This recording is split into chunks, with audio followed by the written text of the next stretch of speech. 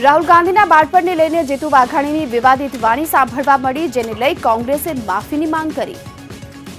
જેમ જેમ નજીક આવી રહ્યો છે લોકસભાનો ચૂંટણી જંગ, તેમ તેમ નેતાઓના વાણી વિલાસથી છેડાઈ રહ્યો છે વિવાદ। વિવાદિત વાણીમાં નવું નામ ઉમેરાયું છે ભાજપના પ્રદેશ પ્રમુખ જીતુ વાઘાણીનું। રાધનપુરમાં યુવા સંમેલનને સંબોધતી વખતે વાઘાણીએ રાહુલ ગાંધી ઉપર પ્રહાર તો કર્યા, પણ ભાષાની મર્યાદા ભૂલ્યા।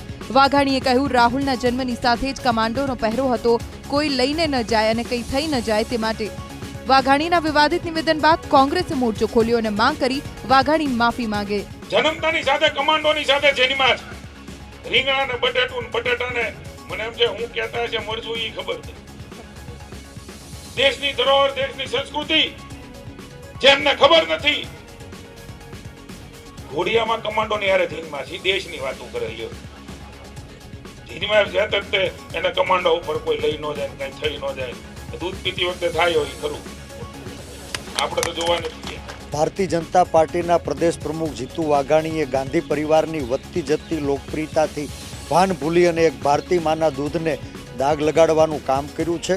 ગાંધી પરિવારે રાષ્ટ્રના રક્ષણ કાજે વારંવાર બલિદાન આપ્યા છે, જ્યારે આજકાલ પોતાના કાળા કરતૂતોથી બચવા માટે સરકારી સુરક્ષા ઘેરામાં ફરતા લોકો પોતાની નિષ્ફળતા છુપાવવા માટે રાષ્ટ્રવાદની આડમાં ભારતીય સંસ્કૃતિનું હળાહળ અપમાન કરી રહ્યા છે।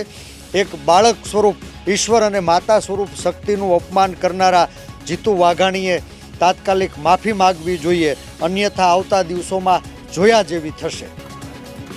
જીતુ વાઘાણી બાદ કોંગ્રેસના ધારાસભ્ય લલિત વસોયા પર ભાન ભૂલ્યા અને પલટવાર કર્યો અને એ જ પ્રકારનું જે રોક્યું।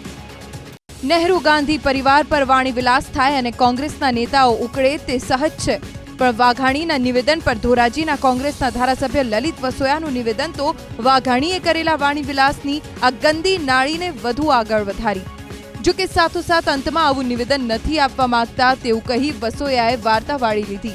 પણ સવાલ એ છે કે શું ચૂંટણી જીતવા ઝેરીલી જીભ જરૂરી છે?